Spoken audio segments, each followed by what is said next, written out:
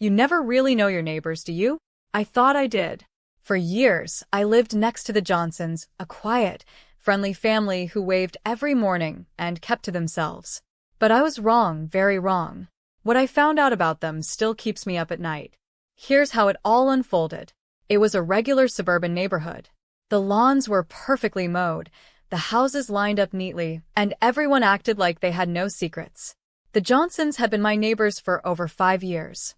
There was Mr. Johnson, a tall, quiet man who always wore the same brown jacket, Mrs. Johnson, who smiled a lot but never really talked much, and their son, Tim, a shy kid who barely came outside.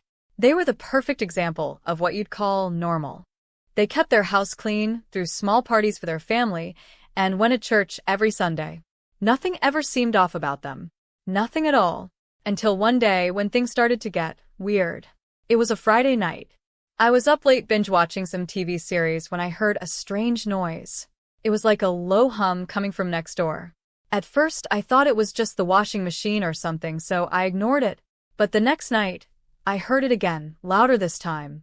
Curiosity got the better of me, so I walked over to the window to see what was going on. The Johnsons' house was dark, except for a faint light coming from their basement window. I couldn't see much from my angle, but that humming sound kept getting louder, almost mechanical. I told myself it was none of my business, and went back to my couch. But I couldn't shake the feeling that something wasn't right. The weird noise became more frequent over the next few days. I started paying more attention to the Johnsons. They acted like nothing was wrong, smiling and waving as usual. But one thing stuck out. Tim didn't seem to be around anymore. I hadn't seen him in days, and that was odd because even though he was a quiet kid, he usually played outside every other afternoon. When I asked Mrs. Johnson about him one day, she just smiled and said, "He's staying at a friend's house for the week." I didn't believe her. Something was off. One evening, I noticed their car was gone. They must have gone out for dinner or something. My curiosity got the best of me, so I decided to take a closer look at the basement window. I know it was wrong, but I couldn't help myself. The hum was still there, and the light was dimly flickering. I crept over to their backyard and peeked through the window. The basement was a mess, boxes piled up everywhere, tools scattered around, but what really caught my eye was the large door in the back corner. It was metal, old, and locked with a heavy chain. Why would they need a locked door in their basement? And why was there a strange hum coming from it? After that night, I couldn't stop thinking about the basement. Something was definitely wrong. I tried to talk myself out of it, but I couldn't. Every time I saw Mr. or Mrs. Johnson, I wondered what they were hiding down there. Then, one night, I heard something even stranger than the hum. It was a low growl. Not a dog, not a cat. Something deeper, scarier. It came from the same basement window, and this time, I was sure something wasn't right. I called the police. When they arrived, I told them about the noises, the locked door, and how I hadn't seen Tim in days. They knocked on the Johnsons' door, and after a few minutes, Mrs. Johnson answered. She looked calm and polite as she invited them in. The officers came back out after a while, telling me there was nothing suspicious.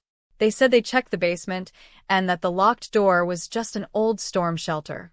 Mrs. Johnson claimed the hum was from an old generator they were trying to fix. I felt stupid. They even let me know Tim was staying with relatives for a few weeks. But deep down, I still had my doubts.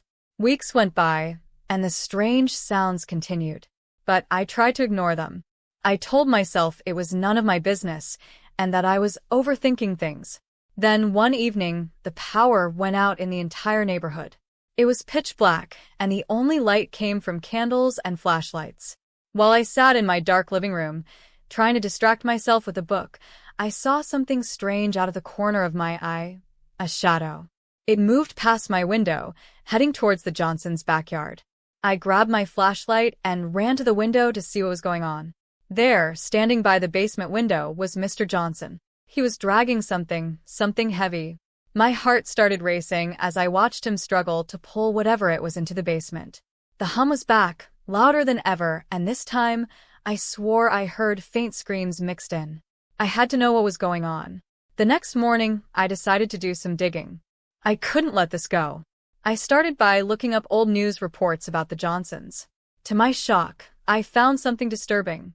Years ago, they had lived in another town not far from ours. The article was about a missing boy, their son. He had disappeared without a trace, and the case was still unsolved. But how could that be? Tim was living with them, wasn't he? I became obsessed. I started watching the Johnsons day and night, trying to figure out what they were hiding. Then, one night, while they were out, I did something I'm not proud of. I broke into their house. I know it was wrong, but I had to know the truth. I made my way to the basement and shone my flashlight around the room. It was just like I had seen before, messy and cluttered. But the locked metal door caught my eye. I found the key in one of the toolboxes nearby and unlocked the chain. My hands were shaking as I slowly opened the door. What I found inside made my blood run cold. The room was small, dark, and smelled awful. In the center of the room was a small bed, and on it lay a boy, pale, thin, and barely moving. It was Tim, but he wasn't alone. Tied to the wall was another boy, younger, with wide, terrified eyes. I recognized him immediately from the old news article. It was their missing son. I didn't have time to think. I had to get them out of there. I untied the younger boy and helped him to his feet. He was weak, barely able to walk, but he whispered, "Please don't let them find us." I grabbed Tim, who was barely conscious, and we made our way to the stairs. Just as we reached the top, I heard the front door creak open. The Johnsons were back. Panic surged through me. I dragged the boys to the nearest room and hid behind the door, my heart pounding so loudly I thought they'd hear it. I could hear Mr. and Mrs. Johnson talking, their voices low and calm, like nothing was out of the ordinary. They headed straight for the basement. As soon as they disappeared down the stairs, I made a run for it. I grabbed the boys and bolted for the front door. We ran as fast as we could, my heart racing, praying we wouldn't be caught. We made it to my house, and I immediately called the police. The Johnsons were arrested that night. It turned out they had been keeping their younger son locked in the basement for years, telling everyone he had gone missing. They had kidnapped Tim, too, when he was just a baby, raising him as their own.